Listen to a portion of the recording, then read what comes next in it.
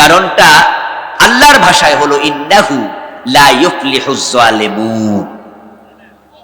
আল্লাহ বলছে নিশ্চয়ই জালেমেরা কখনো সফল হবে না।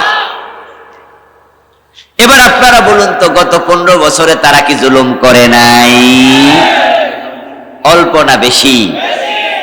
5ই মে শাপলা চত্বরে এদেশের হাজার হাজার আলেমকে গুলি করে তারা পাখির মতো কাউকে মেরেছে, কাউকে আহত করেছে, ঠিক কিনা? আচ্ছা, শাপলা চত্বরে যে আলেমরা, হেফাজতের লোকেরা একত্র হয়েছিল, তাদের যে 9 দফা দাবি ছিল, কি 9 দফা নাকি 11 দফা? হ্যাঁ না 13 দফা? কয়টা? আচ্ছা, এই যে 11 দফা দাবি, সেখানে কি সরকারের পদত্যাগ চাই এরকম বড় দাবি ছিল? তো গুলি করতে হবে কেন? এই কথাগুলো আমি শুরুতে কেন বলছি একটু পরে বলে আমি মূল আলোচনায় ঢুকে যাব। এই কথাগুলো বলার কারণ খুব ঝাড়া নয়। এই কথাগুলো বলার কারণ এখানে আমাদের জন্য শিক্ষণীয় আছে না নাই?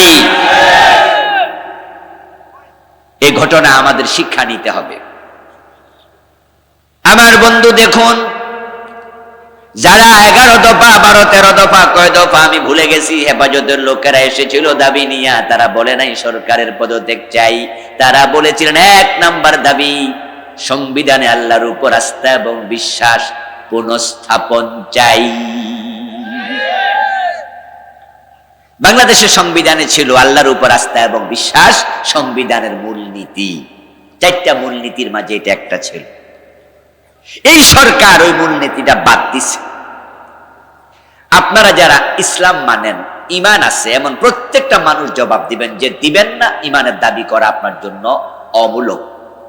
ঈমান যার আছে আপনি জবাব দিবেন হ্যাঁ না, যেটা ভালো লাগে দিয়েন। সেটা হচ্ছে আল্লাহর উপর আস্থা এবং বিশ্বাস দরকার আছে না নাই? এটা কোনো দলীয় দাবি? এটা সকল মুসলমানের দাবি, ঠিক কিনা? ইভেন আমাদের দেশের অধিকাংশ হিন্দুও কিন্তু আল্লাহরে মানে, ভগবান বলে আর কি, ঈশ্বর বলে। আমরা যাকে আল্লাহ বলি, খ্রিস্টানরা তাকে গড বলে, হিন্দুরা তাকে ঈশ্বর বলে। হিন্দুরা পর্যন্ত, অনেক বাংলাদেশি হিন্দু কিন্তু ঈশ্বর না, সরাসরি আল্লাহ কয়। এমন অনেক হিন্দু আমি দেখেছি, দাদা কেমন আছেন, আল্লাহ ভালো রাখছে, অথচ হিন্দু। যেমন আপনারা দেখেন নাই?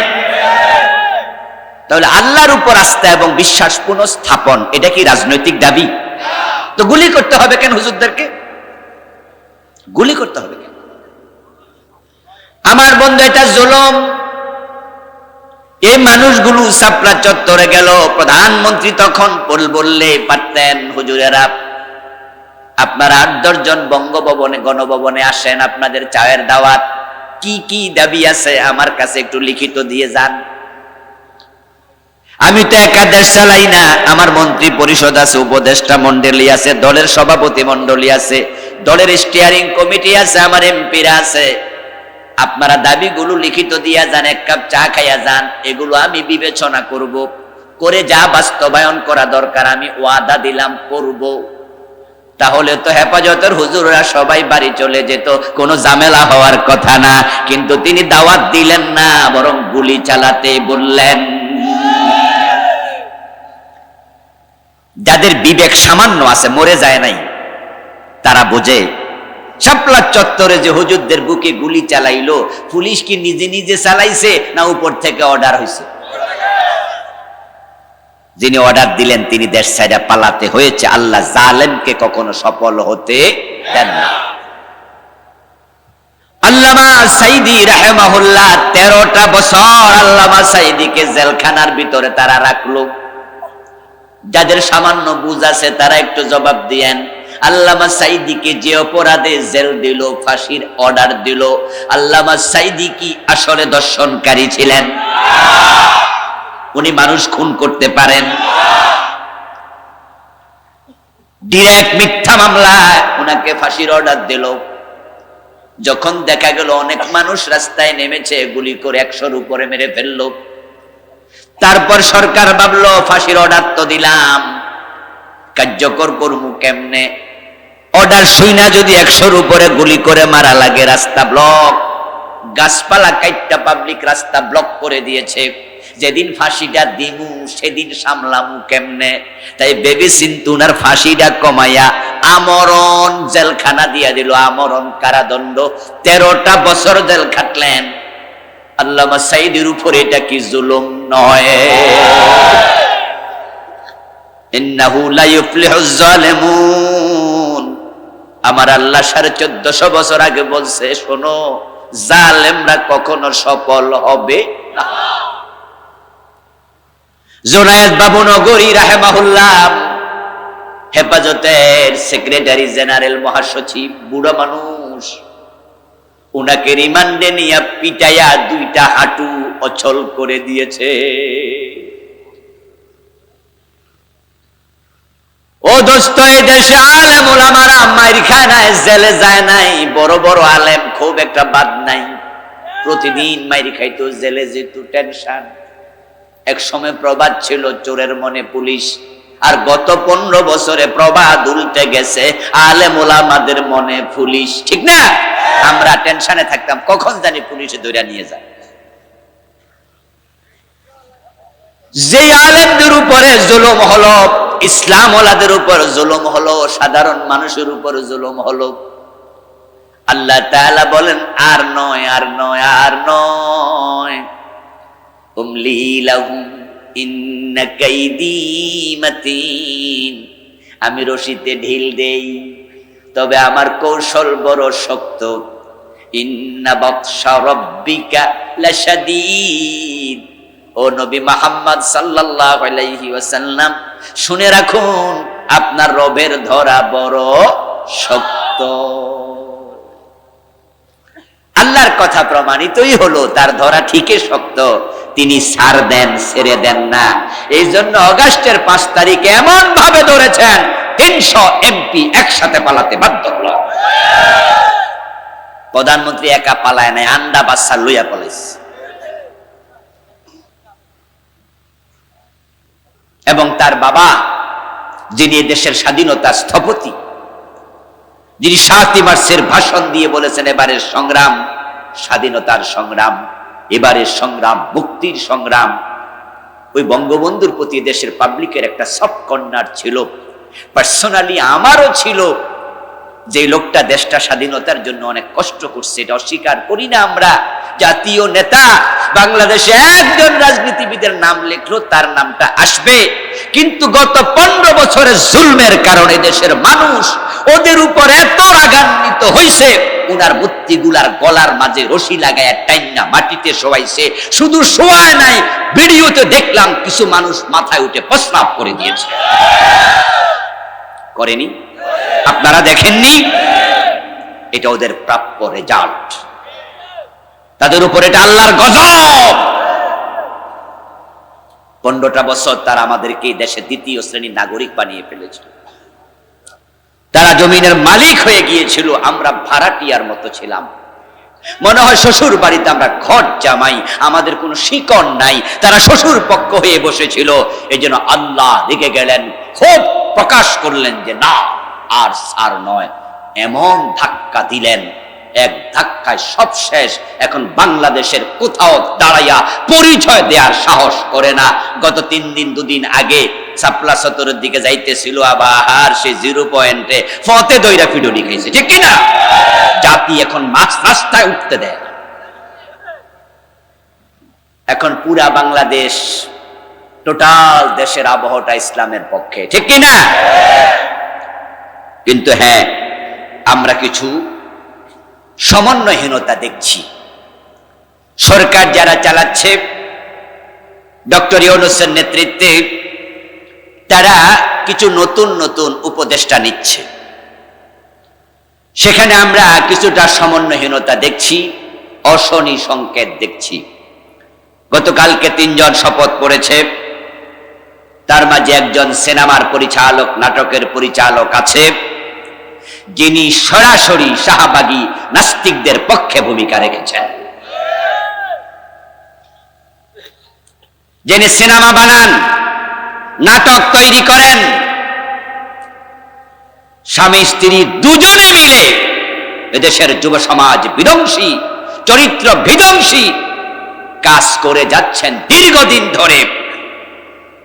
এমন একজন সরওয়ার ফারুকী নামক ব্যক্তিকে উপদেষ্টা বানাতে হবে কেন?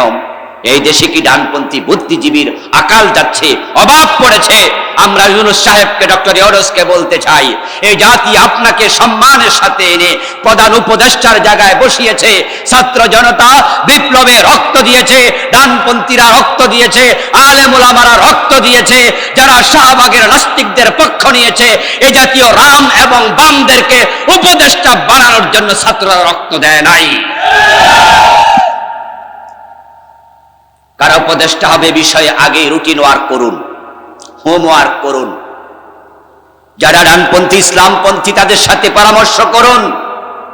এই দেশে অনেক বিজ্ঞজন প্রাজ্ঞজন আছে, যাদেরকে উপদেষ্টার চেয়ারে বসালে মানুষ বুঝবে দেশটা ঠিকঠাক চলছে।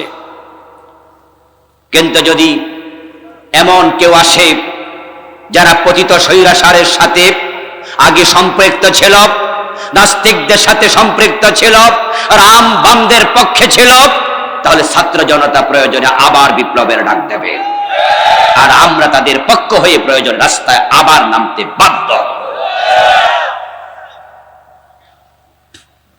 আসুন প্রিয় ভাইয়েরা, যে আল্লাহ তাআলা আমাদেরকে অবারিত একটি সুযোগ দিলেন, আমরা সবাই মিলে আলোচনার শুরুতে মন প্রাণ উজাড় করে অন্তরের সবটুকুন শ্রদ্ধা এবং ভালোবাসা দিয়ে আমাদের সে মনিব আল্লাহ তাআলাকে একটিবার শুকরিয়া জানাই, কৃতজ্ঞতা জানাই, কালিমাতুশ শুকর পড়ি আলহামদুলিল্লাহ।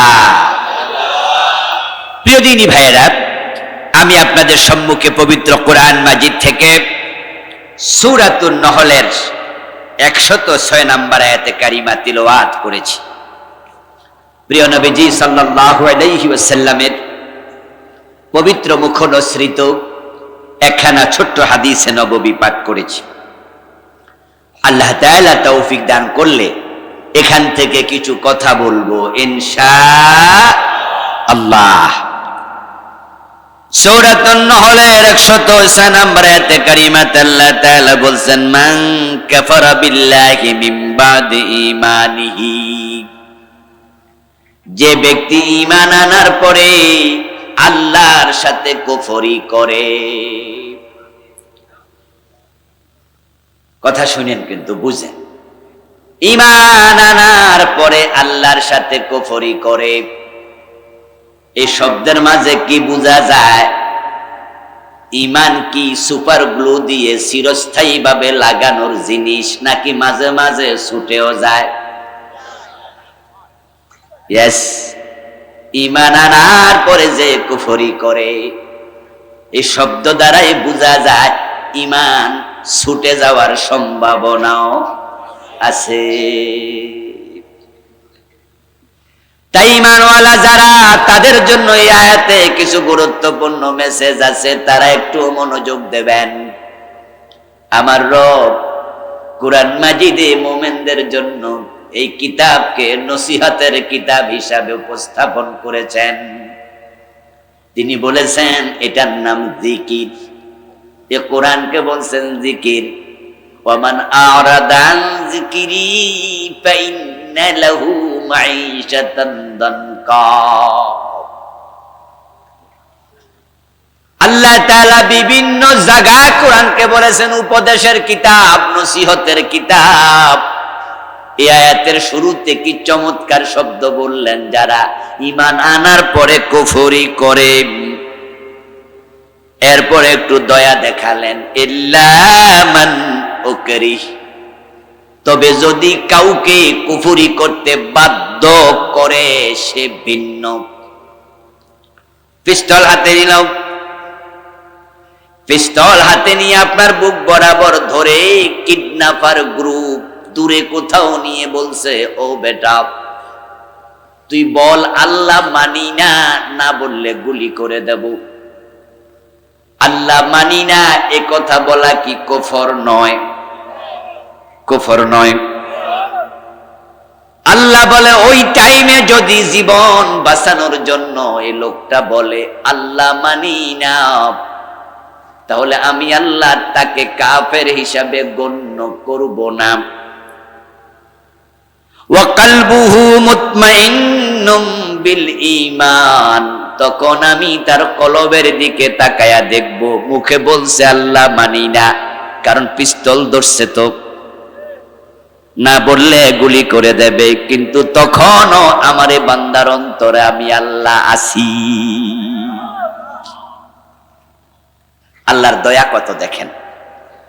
ওয়া কলবুহু মুতমাইন্নুম বিল ঈমান, ঈমান, তাহলে আমি আল্লাহ তার ব্যাপারে হিসাব নেব না। কিন্তু ওয়ালাকিন মান শারাহা বিল কুফর সাদরা, যে ব্যক্তি এ জাতীয় বিপদে পড়ে নাই, মুসিবতে পড়ে নাই, পিস্তল ঠেকায় নাই, জীবন ঝুঁকিতে পড়ে নাই, ইচ্ছা কইরা কুফরি করছে, ফাআলাইহিম গাদাবুম মিনাল্লাহ, তার উপর আল্লাহর গজব। নাউজুবিল্লাহ পড়েন। ওয়ালাহুম আযাবুন আযীম, যারা ইচ্ছা করে কুফরি করবে তাদের উপর শুধু গজব নয়, তাদের জন্য বড় আযাব জাহান্নাম প্রস্তুত আছে। এই হলো অনুবাদ। এই আয়াত কেন আলোচনায় আনছি, এবার ব্যাখ্যায় চলুন।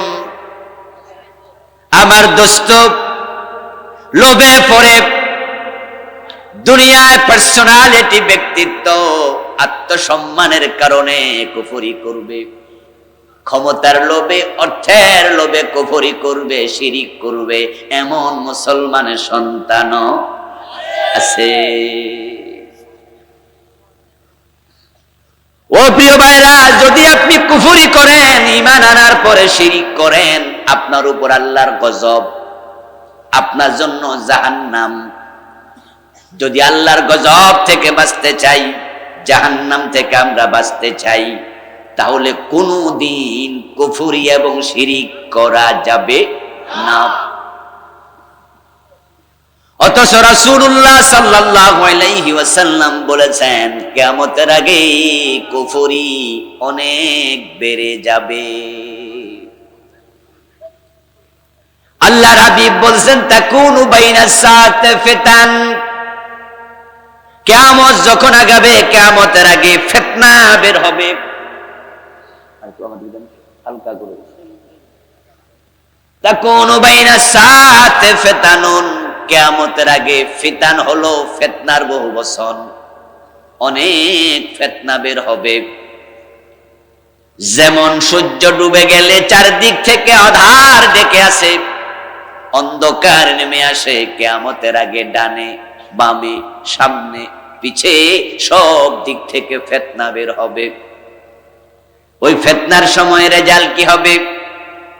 ইউসবিহু ফিহার রাজুল মুমিনান ফায়ুমসি কাফিরা, ওই ফিতনার যোগে মানুষ সকাল বেলায় মুমিন থাকবে, সন্ধ্যা বেলায় কুফরি করে কাফের হয়ে যাবে। ওয়ায়ুসবিহু মুমিনান ফায়ুমসি কাফিরা, সন্ধ্যা বেলায় মুমিন থাকবে, সকাল বেলায় কাফের হয়ে যাবে। ওয়ায়াবিউ আকওয়ামুন দীনাহুম বিআরাদিন মিনাদ দুনিয়া, ওই ফিতনার যোগে মানুষ দুনিয়ার টাকা পয়সা ক্ষমতার লোভে পড়ে দিন বিক্রি করে দেবে। এই হাদিস দ্বারা বোঝা যায় কিয়ামতের আগে কুফরি বৃদ্ধি পাবে। এবার আপনাদের কাছে একটু জানতে চাই, কিয়ামত কি দিন দিন পিছাচ্ছে না আগাচ্ছে? সবাই একমত তো? কিয়ামত কি আগাচ্ছে? তাহলে কুফরি কমবে না বাড়বে? আচ্ছা, কুফরি রাসূলুল্লাহর জামানায় কি ছিল না? শিরিক ছিল না? ওই জামানার তুলনায় এখন কি কমেছে না বেড়েছে? আচ্ছা, যদি বেড়ে যায়, সে কুফরিতে পড়ার সম্ভাবনা আমাদেরও আছে না নাই? ইয়েস। ও দোস্ত, আল্লাহর নবীগণ ছাড়া কারো ঈমান নিরাপদ নয়, কারো ঈমানের কোনো নিশ্চয়তা নাই। শুধু নবীদের ঈমানের নিশ্চয়তা আছে, কারণ নবীদেরকে মাসুম বলে, তাদেরকে হেফাজত করেছেন সরাসরি আল্লাহ। এজন্য কোন নবী কখনো কুফরি করার সম্ভাবনা নাই। এখানে নবী আছে নাকি কেউ? তাহলে নবী ছাড়া যারাই আছে তাদের কুফরি করার সম্ভাবনাও আছে। আমি আপনি হুজুর সব হাটহাজারী মাদ্রাসার প্রিন্সিপাল, ঢাকা আলিয়ার প্রিন্সিপাল, তামিরি মিল্লাতের প্রিন্সিপাল, বাইতুল মুকাররমের খতিব, কাবার ইমাম, কাবার খতিব, বাইতুল মুকাদ্দাসের খতিব, কেউ যেহেতু নবী না, তাই তাদের কারো ঈমানের কোন নিরাপত্তার গ্যারান্টি নাই। তাই সাবধান হবেন, সাবধান।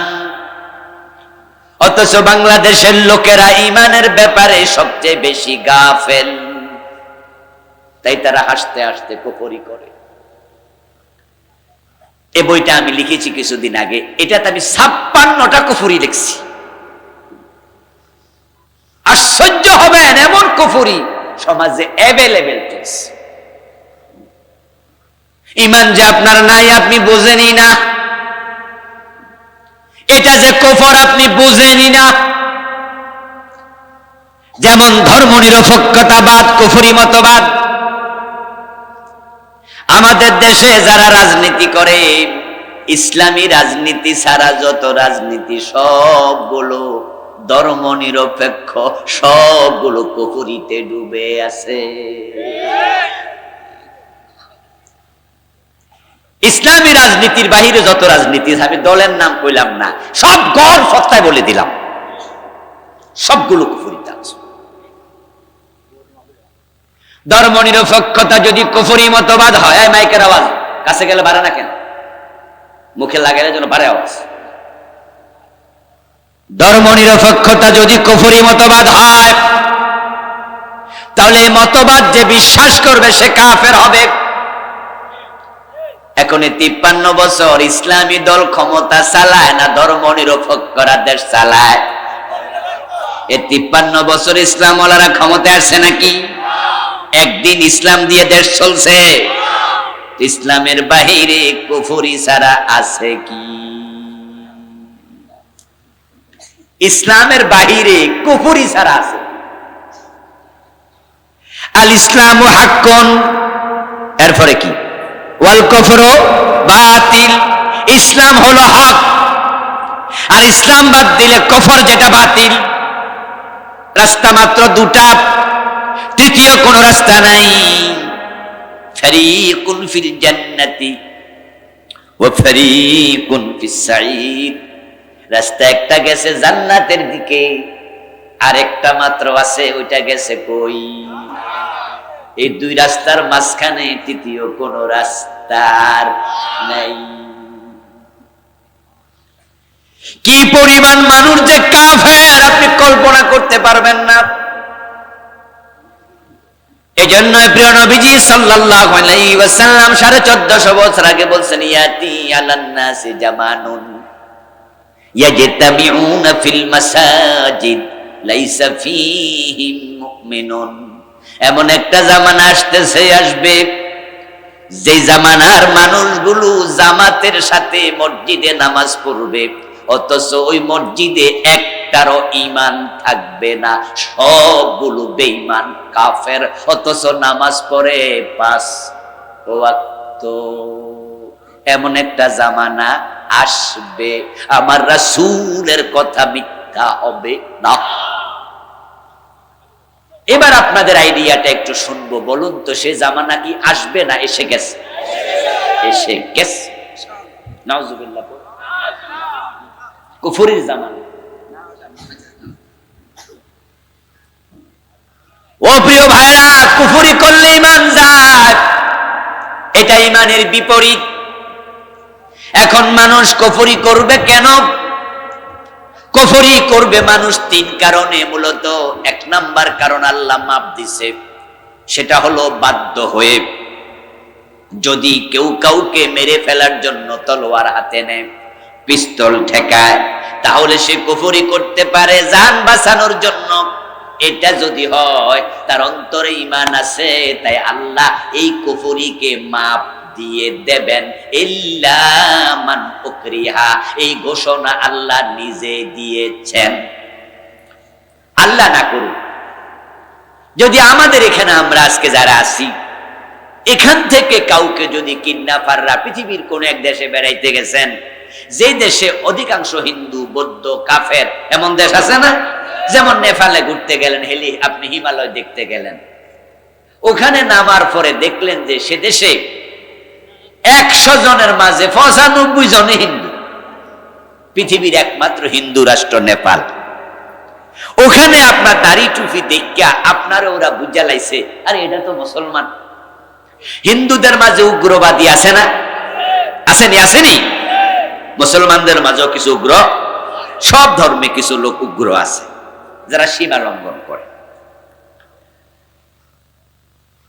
এখন আপনাকে যদি ধরে নিয়ে মন্দিরে নেন, মন্দিরে নিয়ে বলে হ্যাঁ মৌলবী করতে আইছো, আপনি উত্তর দিলেন বাংলাদেশ থেকে আসছি, এটার নাম কি চিনো? আপনি বললেন চিনি তো, এটা তো দুর্গা দেবী, তোমাদের দেবী। এবার ওরা বললো এই দেবীরে মা ডাক, দেবীর কাছে মাথা নত কর, কল্লা কেটেলাম। আল্লাহ না করুক এমন পরিস্থিতিতে পড়ে যদি আপনি দেবীকে মা ডাকেন, দেবীর কাছে মাথা নত করেন, আমার আল্লাহ বলে অন্তরের দিকে তাকাইয়া মাফ করে দিব। এটার নাম ইসলামে বলে রুখসত। আলেম ওলামারা এই শব্দের সাথে পরিচিত। এটার নাম কি বললাম? রুখসত। আর একটা হলো আজিমত। আজিমত মানে হলো আপনি তখনও বলবেন এই মিয়া কি বলো, দুর্গার কাছে আমি মাথা নত করব না, কারণ মোমেন আল্লাহ ছাড়া কারো কাছে মাথা নত করে না। তারা যদি আপনারে বলে কেটে ফেলবো, আপনি তখন বলবেন কাটলে শহীদ হতে রাজি। যদি আপনি তখন বলে দেন যে না আমার গুলি করবা, আমি মাথা নত করব না, আমার কল্লা কাটবা, দুর্গার কাছে মাথা নত করব না, আমি কুফরি করব না, আমার মেরে ফেলো, এটার নাম হলো আজিমত। এটার নাম কি? যদি আপনি আজিমতের উপরে থাকেন আপনি হবেন শহীদ। আর যদি আপনি দুর্গার কাছে মাথা নত করেন আপনি রুখসত পাইলেন। এই হলো 1 নাম্বার কারণ কুফরি করার। দ্বিতীয় কারণ হলো মানুষ কুফরি করবে লোভে পড়ে, ক্ষমতার লোভ এবং অর্থের লোভ। যারা ইসলামী রাজনীতি মানে না, ধর্মনিরপেক্ষ রাজনীতি করে 53 বছর দেশ চালায়, তাদের ভিতরে ক্ষমতা অথবা অর্থের লোভ আছে না? না। আচ্ছা, কোরআন মুসলমানের সংবিধান, এ নিয়ে কারো কি দ্বিমত আছে? কারো দ্বিমত আছে? আচ্ছা, আওয়ামী লীগ যারা করে মুসলমান তারাও কি দ্বিমত করে? যারা বিএনপি করে তারা কি দ্বিমত করে? যারা জাতীয় পার্টি করে তারা কি দ্বিমত করে? দেখবেন আওয়ামী লীগের এমপি, বিএনপির এমপি, জাতীয় পার্টির এমপি, বড় বড় নেতারা তারাও বিভিন্ন মাহফিলে বলে কোরআন মুসলমানের সংবিধান। এ বিষয়ে কিন্তু কোন দল দ্বিমত করে না।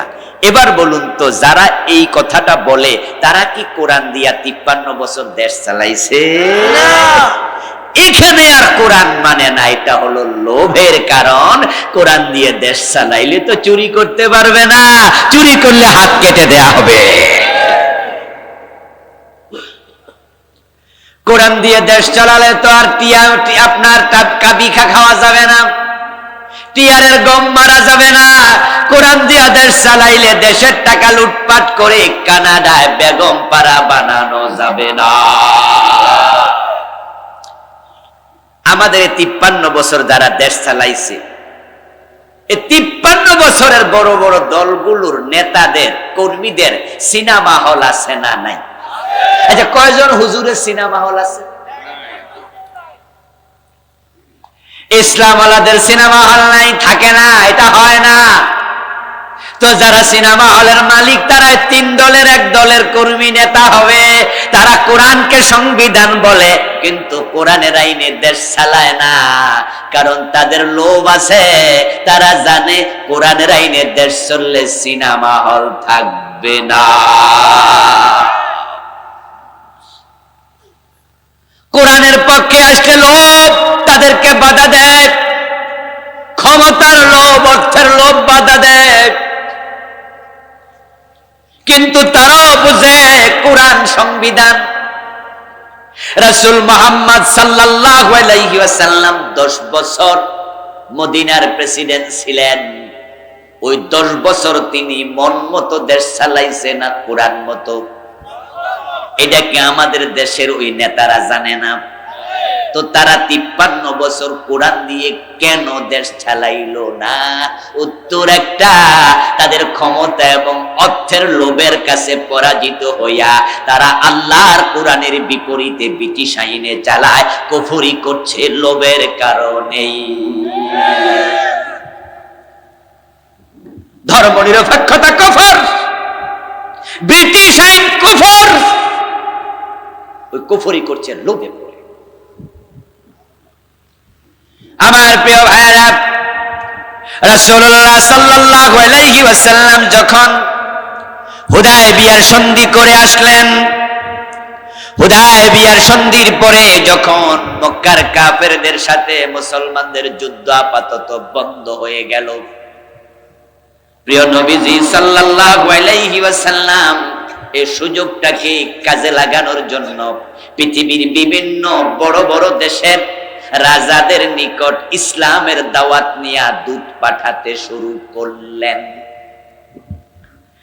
আল্লাহর হাবিব সাল্লাল্লাহু আলাইহি ওয়াসাল্লাম চিঠি লিখে দূত পাঠালেন রোম সম্রাট হিরাক্লিয়াসের কাছে। যেই সাহাবী গেলেন তার নাম ছিল দাহিয়া কালবি। নাম শুনছেন? সবচেয়ে সুশ্রী সুদর্শন সাহাবী দাহিয়া কালবি রাদিয়াল্লাহু তাআলা আনহুর কাছে প্রিয় নবী রোম সম্রাট হিরাক্লিয়াসকে চিঠি লিখলেন, আসলিম তাসলাম। ও হিরাক্লিয়াস, ইসলাম গ্রহণ করো, শান্তিতে থাকতে পারবা দুনিয়া এবং আখিরাতে। আল্লাহর হাবিবের দাওয়াত নিয়ে চিঠি নিয়ে হিরাক্লিয়াসের কাছে চলে গেলেন হযরত দাহিয়াতুল কালবি রাদিয়াল্লাহু তাআলা আনহু। গিয়ে চিঠিটা হাতে দিলেন, রোমের সম্রাট দাহিয়া কালবির চিঠি হাতে নিলেন, খুলে তেলাওয়াত করলেন। আরবি জানে এমন একজন লোকের মাধ্যমে ওই চিঠি পড়লেন, পড়ে শুনলেন আল্লাহর নবীর দাওয়াত। এটা শোনার সাথে সাথে রোম সম্রাটের অন্তরে ওই চিঠির প্রভাব ডিরেক্ট পড়ল এবং তিনি ভাবলেন চিঠির ভাষাই প্রমাণ করে এই ভাষা আল্লাহর নবী ছাড়া কারো হতে পারে না। দাহিয়া কালবি তখন আপনার রোম সম্রাট হিরাক্লিয়াস তখন বললেন, ও রোমের নেতারা, তোমরা তো এখানে আসো, গোয়েন্দা বিভাগের লোকেরাও এখানে আসো। আরব থেকে ব্যবসা বাণিজ্য করার জন্য আমাদের রোমে কোনো ব্যবসায়ী কাফেলা আছে নাকি, যাদের বাড়ি মক্কার পাশাপাশি? যদি থাকে তাহলে আমি হিরাক্লিয়াসের দরবারে তাদেরকে একটু দাওয়াত দিয়ে নিয়ে আসো। গোয়েন্দা সংস্থা রিপোর্ট দিল, হুজুর আবু সুফিয়ান নামে একজন ব্যক্তি একদল লোক নেতৃত্বে লইয়া এদেশে এসেছে তার ব্যক্তিগত কাজে। ওর বাড়ি একবারে মক্কায়। যে মুহাম্মদ ইবনে আব্দুল্লাহ আপনার কাছে চিঠি লিখছে নবী দাবি করে, উনি ওর আত্মীয় লাগে, একবারে কাছাকাছি লোক। হিরাক্লিয়াস বলল, তাই নাকি? তাহলে ওনাকে নিয়ে আসো তো। আবু সুফিয়ান রাদিয়াল্লাহু তাআলা আনহু তিনি পরে মুসলমান হয়েছেন। এই জন্য আবু সুফিয়ানের পরে রাদিয়াল্লাহু তাআলা আনহু বললাম, তখনও তিনি কাফের। আবু সুফিয়ানকে দাওয়াত দিয়ে হাজির করা হলো। হিরাক্লিয়াস দাহিয়া কালবিকে এক পাশে দাঁড় করাইয়া, আবু সুফিয়ানকে এক পাশে দাঁড় করাইয়া নিজের চেয়ারে বসে কিছু প্রশ্ন করলেন। আবু সুফিয়ান, এই যে আমার কাছে চিঠি নিয়ে আসছে দাহিয়া, এই চিঠিটা যিনি লিখছে তার নাম হলো মোহাম্মদ, বাবার নাম আব্দুল্লাহ। এই চিঠির মাঝে তিনি নিজেকে নবী দাবি করেছেন এবং তিনি আমাকে কালেমা পড়ার জন্য, মুমিন হওয়ার জন্য দাওয়াত দিয়েছেন। আমি তার ব্যাপারে কিছু প্রশ্ন করব, তুমি প্রশ্নগুলোর যথাযথ সত্য জবাব দিও।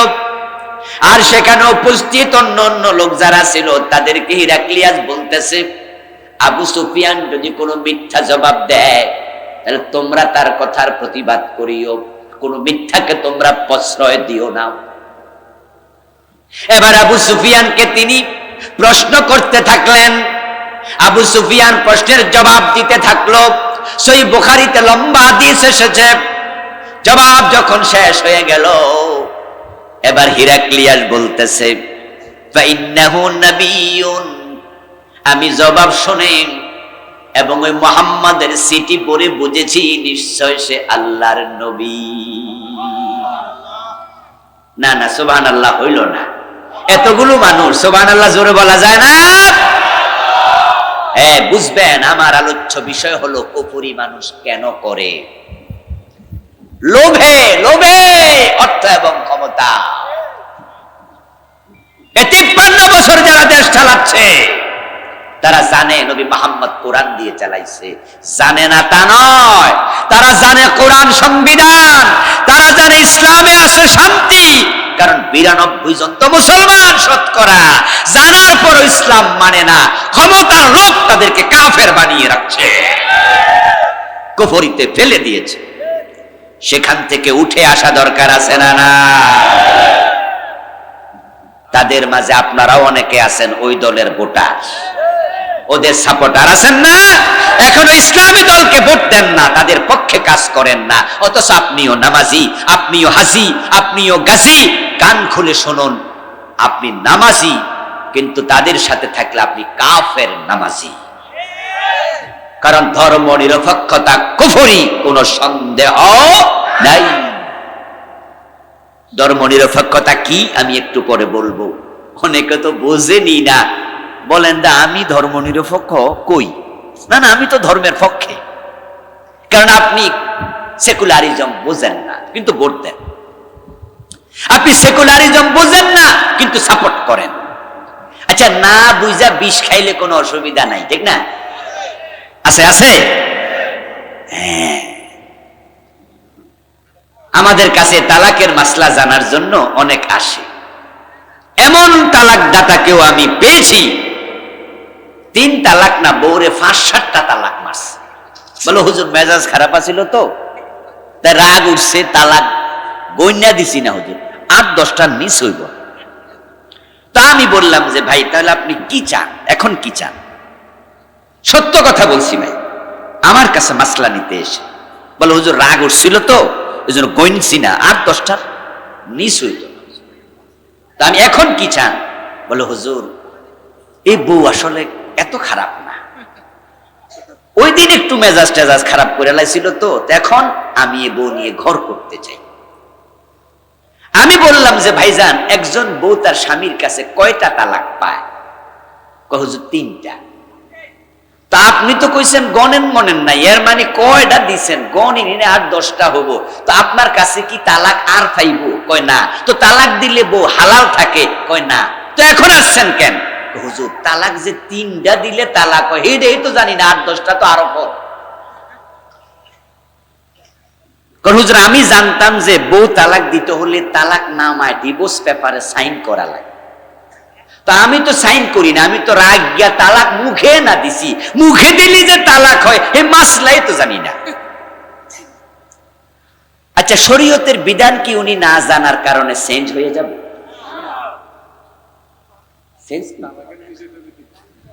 চেঞ্জ হবে না। আমার দোস্ত, না যাই না যদি আপনি বিষ খান আপনি কিন্তু মরে যাবেন। এখন ধর্ম নিরপেক্ষতা কুফর, এটাই দেশের অনেকে জানেই না, কিন্তু হেরারে ভোট দেয়, এরা দল করে, আমরা যারা ইসলামের কথা বলি আমরা রাজাকার রাজাকার মনে করে। হেও বুঝে যে হুজুরের জন্ম স্বাধীনতার সময় হয় নাই, কিন্তু এরপরও কয় উনি রাজাকার, কেন? ইসলামের পক্ষের। তো কুফরি আর আমনে করেন নাই, তো করছে শুধু আবু জেহেলে। আচ্ছা, নবী মুহাম্মদ ভালো মানুষ, এটা কি আবু জেহেল জানতো না? ভাইরা বলেন না, জানতো নি? জাইন্না বুঝে বিরোধিতা করছে, জাইন্না বুঝা করছে, লোভে লোভে, কুফরি লোভে। আবু জেহেলের ক্ষমতার লোভে পাইছিল। হিরাক্লিয়াসের কথা কইতাছি, শুনবেন তো? শুনবেন তো? ধৈর্য ধরে শুনি। আবু জেহেলের একজন সঙ্গী ছিল, বিশ্বস্ত অনুচর, তার নাম ছিল আখনাস ইবনে শুরাইক। আখনাস একদিন আবু জেহেলকে প্রশ্ন করতেছে, নেতা, আচ্ছা মুহাম্মদ ইবনে আব্দুল্লাহ আপনারই তো ভাতিজা, উনারা কাছাকাছি লোক। আবু জেহেলের বাড়ি আর রাসূলের বাড়ি কি 10 মাইল দূরে ছিল? কেউ কেউ তো বলেন যে আবু জেহেলের বাড়িতে এখন টয়লেট, ওই যে মক্কা শরীফের পাশে, নাকি? রাসূলুল্লাহর বাড়ি এবং আবু জেহেলের বাড়ি, রাসূলের বাড়ির একটা মাকতাবা আছে, ওইটা এখন লাইব্রেরি বানাইছে। ওই মাকতাবাকে বলা হয় এটা রাসূল সাল্লাল্লাহু আলাইহি ওয়াসাল্লামের জন্মস্থান, রাসূলের বাড়ি। যদিও এটা কতটুকু অথেন্টিক আমি জানি না, কারণ আমি ওই মক্কায় থাকে 40 বছরের বেশি দিন ধরে এমন আল্লাহর এক বান্দার বাড়িতে দাওয়াত খাইতে গেছি। আমার এক বন্ধুর সে চাচা শ্বশুর থাকে মক্কায় অনেক বছর, ফ্যামিলি নিয়ে। উনাকে আমি ওখানে জিজ্ঞাসা করছিলাম, এই যে মাকতাবা যেটাকে রাসূলুল্লাহর বাড়ি বলা হয়, এই বিল্ডিং এর বয়স কত? উনি বললেন যে আমি যখন আসছি তখন এই বিল্ডিংটা এখানে এইভাবে ছিল না, এবং আবু জেহেলের যে বাড়িটা টয়লেট ওই মাকতাবা থেকে 50 থেকে 100 গজ দূরে। উনি বললেন যে এই টয়লেট গুলাও ছিল না, এখানে খোলা জায়গা ছিল। এই টয়লেট করছে হুজুর 20-25 বছর আগে। তা আমি বললাম, তাহলে এটাকে আবু জেহেলের বাড়ি বলে, তো টয়লেটই ছিল না, কিন্তু বাংলাদেশের লোকেরা আসলে তো এখানে একটু কষ্ট কইরা হইলো, একটু যার ধরে না হে একটু কোথায় মতায় চেষ্টা করে যে কিছু একটা করে যেতে পারি কিনা, আর মনে মনে তৃপ্তি পায় যে আবু জেহেল্লা তোর বাড়িতে একটু ফসরাত কমপক্ষে 2 ফোঁটা দিয়া গেল। উনি আমারে বলল যে খোলা জায়গা ছিল, আদৌ আবু জেহেলের বাড়ি এটাই কেমনে বুঝবেন? 1400 বছর আগের ঘটনা, সবকিছু তার মানুষ চোখে দেখে নাই, তবে নিশ্চয়ই এখানে কাছাকাছি কোথাওই হবে।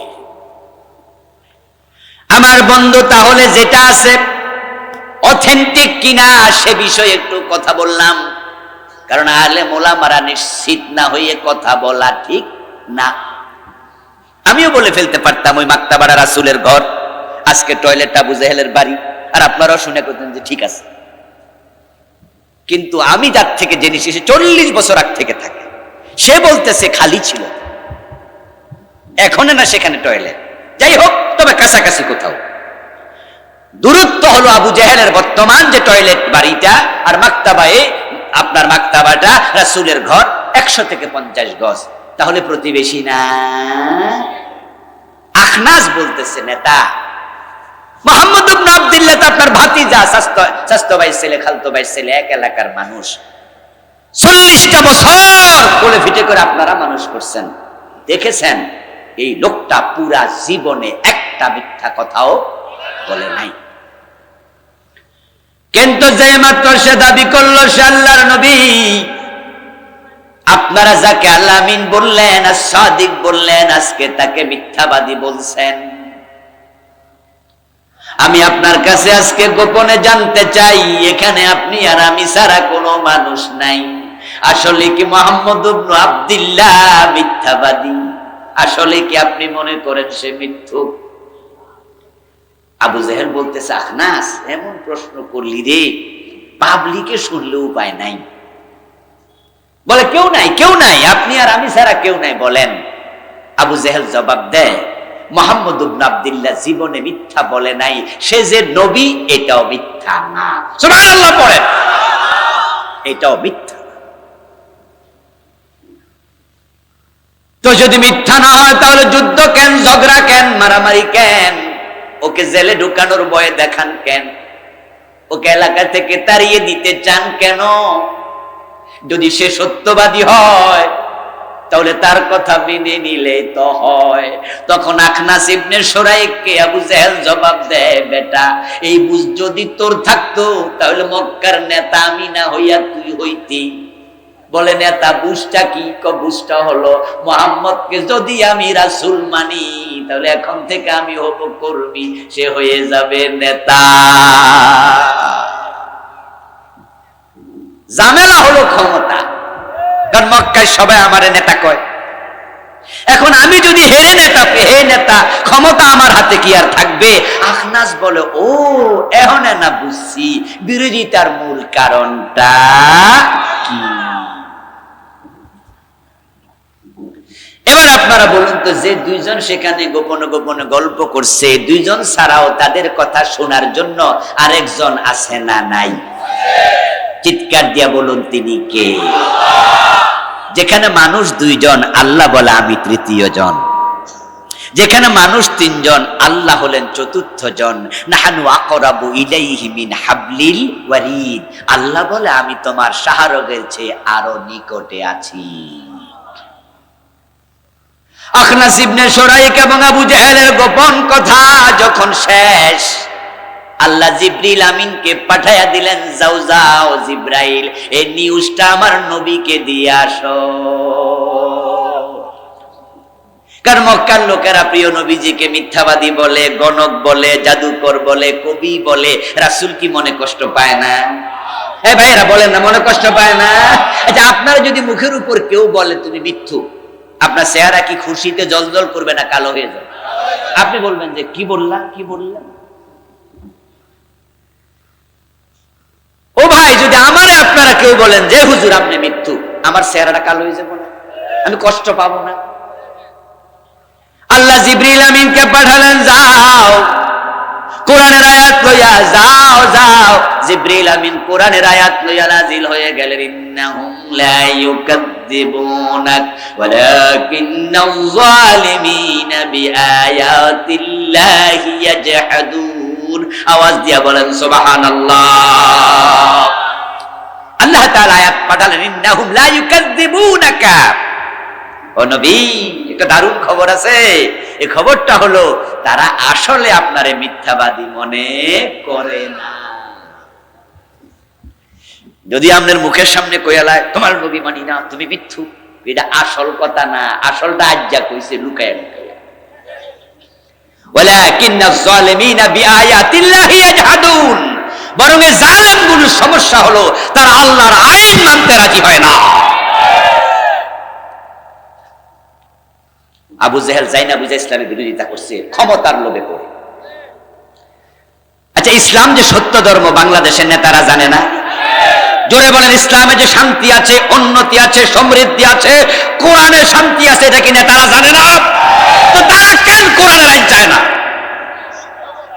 ইয়েস, ক্ষমতার লোভ।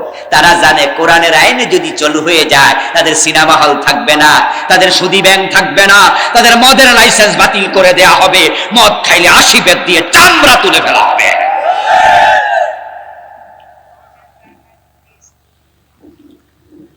আমার বন্ধু হিরাক্লিয়াস কি বলল? ইন্নাহু নাবিয়্যুন। হিরাক্লিয়াস বলে সে নিশ্চয় নবী। ওয়াকাদ কুনতু আ'লামু আন্নাহু খারিজুন ওয়া লাম আকুন আযুন্নুহু মিনকুম। এবার আরবের লোকদের দিকে তাকিয়ে হিরাক্লিয়াস বলছে সে ছিল খ্রিস্টান। কি ছিল? খ্রিস্টানদের একটি আসমানি কিতাব আছে, এটার নাম কি? ইনজিল। বলেন কি? ইনজিলের মাঝে, তাওরাতের মাঝে নবী মুহাম্মদের আলোচনা আছে না নাই? হিরাক্লিয়াস ছিলেন খ্রিস্টান, তিনি তাওরাত পড়েছেন, ইনজিল পড়েছেন, জানেন। এবার তিনি বলতেছে এই লোকটা যে নবী হয়ে আসবে এটা আমি জানি, কিন্তু সেটা তোমাদের মক্কায় আসবে এটা আমি ভাবতে পারি নাই। এরপর আবার বলছে ওয়ালাউ আন্নী আ'লামু আন্নী আখলুসু ইলাইহি লাহাবাবতু লিকাহু ওয়ালাউ কুনতু ইনদাহু লাগাসালতু আন কাদামাইহি। এবার হিরাক্লিয়াস বলছে, আমি তো অনেক দূরে আছি, রোম সাম্রাজ্যের নেতা, যদি আমি তার কাছে যেতে পারতাম তাহলে আমার যাওয়াটা, তার সাক্ষাৎটা আমার বড় ভালো লাগতো, এবং আমি হিরাক্লিয়াস তার 2 পা পানি দিয়ে ধৌত করে দিতাম। সুবহানাল্লাহ, বেশি কইয়া লাভ এখানে নাই, একটু পরে টের পাইবেন। শুনতে কিন্তু সুবহানাল্লাহ কইতে মজা লাগতেছে না? কথাগুলো কত সুন্দর। এরপর আবার হিরাক্লিয়া বলছে, ওয়ালা ইয়াবলুগান্না মুলকুহু মা তা'তা কদামাইয়া, বলতেছে তোমরা শোনো, এই যে মুহাম্মদ ইবনে আব্দুল্লাহ নবী হইয়া চিঠি লিখছে, অচিরে তার রাজত্ব আমার পায়ের তলা পর্যন্ত পৌঁছে যাবে। আচ্ছা, সুন্দর কথা তো, সুন্দর কথা তো। অতটুকু বলার পরে এবার হিরাক্লিয়াস বলছে, ওকে আবু সুফিয়ান তুমি যাও, দাহিয়া কালবি তুমিও যাও। এবার তিনি তার এমপিদেরকে ডাকলেন, রাজন্যবর্গকে ডাকলেন, যাদেরকে মন্ত্রী দিয়ে দেশ চালায় রাজন্যবর্গ আছে, তাদেরকে ডেকে একটা হল রুমে বসলেন, কমিউনিটি সেন্টারে বসলেন, তার মজলিসে বসলেন। বসে এবার তিনি কাহিনী শোনাচ্ছেন। আব্দুল্লাহর ছেলে মুহাম্মদ মক্কা থেকে আমার কাছে চিঠি লিখেছে, তিনি আল্লাহর নবী, আমিও বুঝেছি তিনি আল্লাহর নবী। হাদা মালিকু হাদিহিল উম্মাতু কাদ যাহারা। এবার হিরাক্লিয়াস বলতেছে, উনি হবে এই উম্মতের শাসক, উম্মতের নেতা, যেই নেতা প্রকাশিত হয়ে গেছেন। ইয়া মাশারার রোম হাল্লাকুম ফিল ফালাহি ওয়ার রুশদ ওয়া ইয়াসবুতা মুলকুকুম ফাতুবাইউ হাদান নবী। ও রোমের মানুষেরা, নেতারা, শোনো, তোমরা যদি চাও তোমাদের রাজত্ব তোমাদের হাতে থাক, এটা বিচ্যুত না হোক, তাহলে আমি রোম সম্রাট হিরাক্লিয়াস বলছি, এই নেতা, এই নবীর কাছে তোমরা আমরা সবাই মিলে চলি, বায়াত হয়ে যাই। এবার আপনাদেরকে আমি জিজ্ঞাসা করতে চাই, হিরাক্লিয়াসের এই কথাগুলো শুনে কি রাসূলের প্রতি ঈমান আনছে? এটা মনে হয় না? উনাকে নবী মানছে মনে হয় না? মনে হয়নি? অতটুকু কথা বলার সাথে সাথে এবার দেখলেন তার সামনে যারা ছিল এমপি মন্ত্রী, গরু যদি ক্ষুধা লাগে অথবা গরু যদি জবাই করতে নেন, ওই টাইমে যদি রশিটা ছিঁড়তে পারে, ওই গরু যেমন দৌড় মারে, ক্ষুধার্ত গরু রশি ছিঁড়া খাওয়ার জন্য যেমন দৌড় মারে, বন্য পাগলা হাতি যেমন দৌড়ায়, উনি অতটুকু বলার সাথে সাথে সব এমপি মন্ত্রী দৌড় মারছে। হিরাক্লিয়াস তার মজলিসে একা হয়ে গেছে। যারা ডান পাশে ছিল তারাও দৌড় মারছে, যারা বাম পাশে তারাও দৌড় মারছে, যারা সামনে তারাও দৌড় মারছে। হিরাক্লিয়াস ভাবলো, কি হলো, কি হলো? দেশের এমপি আমার পক্ষে নাই, মন্ত্রী আমার পক্ষে নাই, আমার যারা অফিসার স্টাফ তারা পক্ষে নাই, এখন আমি একা কেমনে এত বড় দেশ চালাবো? তারা যদি বিদ্রোহ করে তাহলে আমার হাতে ক্ষমতাও নাই। এবার ক্ষমতার লোভে পড়ে হিরাক্লিয়াস ভুল পাল্টাইয়া ফেলছে 1 সেকেন্ডের ভিতরে। হিরাক্লিয়াস বলে, দাঁড়াও, আমি তোমাদের ঈমান যাচাই করলাম, যীশু খ্রিস্টের উপরে কেমন ঈমান তোমাদের আছে, ইনজিলের উপরে কেমন ঈমান আছে, ওইটা যাচাই করে দেখেছি। মুহাম্মদকে আমি আসলে নবী মানি না।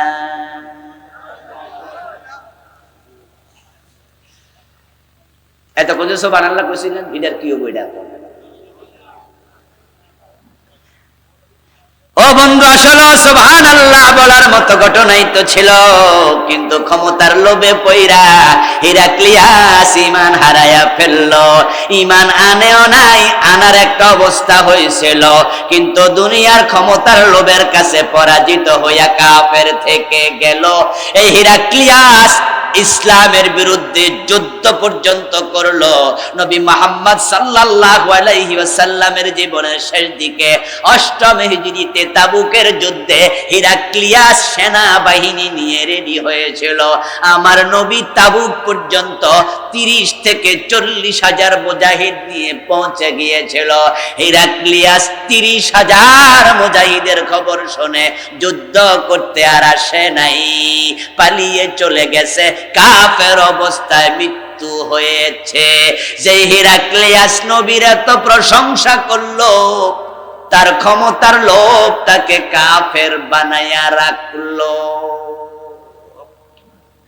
এবার আপনাদের কাছে জানবো যে হিরাক্লিয়াস রাসূলের ব্যাপারে কনসেপ্টটা ছিল, কিন্তু কুফরিতে থেকে মরল, ওর উপর আল্লাহর গজব না আল্লাহর রহমত? সবাই বলেন, সবাই। আল্লাহর গজব না আল্লাহর রহমত? আচ্ছা, হিরাক্লিয়াসকে কাফের হইতে কেউ পিস্তল ঠেকাইছিল? তলোয়ার ধরছিল? তো সে যে কুফরিটা করলো, আল্লাহ তারে ছাড়বে? এবার বলুন, হিরাক্লিয়াসের জন্য আযাবুন আযীম, জাহান্নাম আছে না জান্নাত? জোরে বলেন, জান্নাত না জাহান্নাম? আপনারাও যারা ক্ষমতার লোভে পইরা কোরআনের পক্ষে আসেন নাই, আপনাদের খবর কি?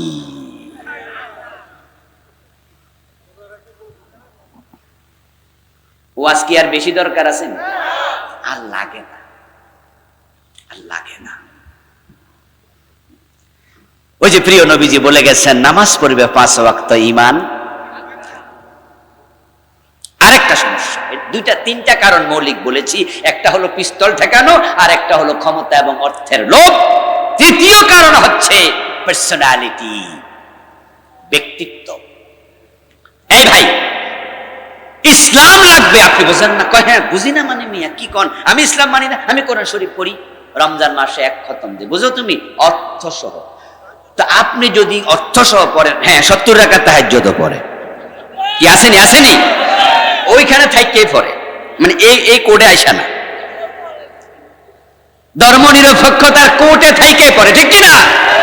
ধর্ম নিরপেক্ষতার কোর্টে থাইকা, ওই বলয়ে থাইকা, ওই নৌকা থাইকা হজ করে, আছে না? কাবা শরীফে চলে 70-80 রাকাত তাহাজ্জুদ পড়ে, কিন্তু এখন বলে ইসলাম আমি বুঝি না। হ্যাঁ বোঝে। আচ্ছা, যদি আপনি বোঝেন ইসলাম দরকার, ইসলাম আসলেও লাগবে, তাহলে ইসলামী দল কেন করেন না? ইসলামের পক্ষে ভোট দেন না? ইসলামের জন্য মিছিল মিটিং করেন না? গণসংযোগ করেন না? বলে করতাম, কিন্তু মানুষে কি কইব, আমার আব্বা না এলাকার ওই দলের নেতা ছিল। দরকার আছে না নাই? বিবাহ কি সামাজিক কাজ না? ধর্ম লাগবে না? আচ্ছা, মরার পরে জানাজার নামাজ কি সামাজিক কাজ না? আমাদের বিচার আচার চলাফেরা এগুলা কি সামাজিক কাজ না? আমাদের কোন কাজে ধর্ম নাই? উদখুলু ফিস সিলমে। আচ্ছা, ঘুমাইতে ধর্ম আছে কিনা? খাওয়ার সময় ধর্মের ভূমিকা আছে কিনা? টয়লেটে যাওয়ার সময় ধর্মের ভূমিকা আছে কিনা? স্ত্রীর বিছানায় যাওয়ার সময় ধর্মের ভূমিকা আছে কিনা? চুল কাটার সময় আছে কিনা? থুতু ফেলার সময় আছে কিনা? আচ্ছা, কোন জায়গায় নাই? আর ধর্ম নিরপেক্ষতা বলতেছে সমাজ এবং রাজনীতিতে ধর্ম লাগবে না, ঈমান থাকবে তো। আল্লাহ বসুদ হলো সিলমে কাফা, ইসলামে ফুরা ডোক।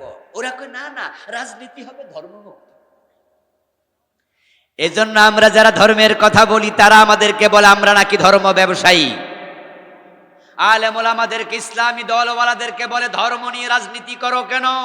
আমরা বলি আমরা ধর্ম নিয়ে রাজনীতি করি না, আমরা ধর্মীয় রাজনীতি করি।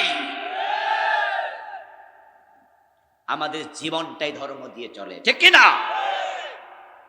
সুতরাং আপনারা যারা ধর্ম নিরপেক্ষতার সাথে আছেন, আজ থেকে তওবা করুন, তওবা করুন, তওবা করুন। এখন থেকে ধর্ম নিরপেক্ষতাকে তালাক দিতে হবে। যদি না দেন, এটা আপনার ব্যাপার। আমি আমার দায়িত্ব আদায় করেছি। ওয়ামা আলাইনা ইল্লাল বালা, আমাদের দায়িত্ব মেসেজ পৌঁছিয়ে দেওয়া। আপনি মানবেন কি মানবেন না এটা আপনার ব্যাপার। লানা আমালুনা ওয়া লাকুম আমালুকুম, আমাদের আমল নিয়ে আমরা কবরে যাব, আপনার আমল নিয়ে আপনি কবরে যাবেন। আমার জবাব আপনি দেবেন না, আপনার জবাব আমি দেব না। যার যার আমল তার তার কবর, তার তার হাসর, ঠিক না? আসুন আমরা কুফরি পরিত্যাগ করি, ঈমানের উপর অটল অবিচল থাকি। যে কুফর এবং শিরকগুলো ঢুকেছে এগুলো অন্তর থেকে সরিয়ে তাওবা করি। আল্লাহ তৌফিক দিন, বলি আমিন। শিরক নিয়ে আমি লিখেছি, আমার লেখা বইতে আমি বাংলাদেশে চলমান 29টা শিরক লিখেছি। আলহামদুলিল্লাহ আমার গাড়িটাই নিয়ে আসছে, মনে ড্রাইভার সাহেবের লক্ষণে বলে, ওই যে রাস্তার উপরে কালো গাড়িটা আছে ওর মাঝে আমার বইগুলো আছে। পরকাল নিয়ে লিখেছি, বেদাত নিয়ে লিখেছি, 38টা চলমান বেদাত লিখেছি, মিরাজ, সালাত, বিভিন্ন বিষয়ে বই সংগ্রহ করে যাবেন। আমরা আলোচনার শেষ দিকে চলে আসলাম, দোয়া করে একসাথে বিদায় নেই। সভাপতি সাহেব দোয়া করে দেই। আল্লাহুম্মা আমিন। আল্লাহুম্মা আনতাস সালাম ওয়া মিনকাস সালাম, তাবারাকতা ইয়া যাল জালালি ওয়াল ইকরাম। রব্বানা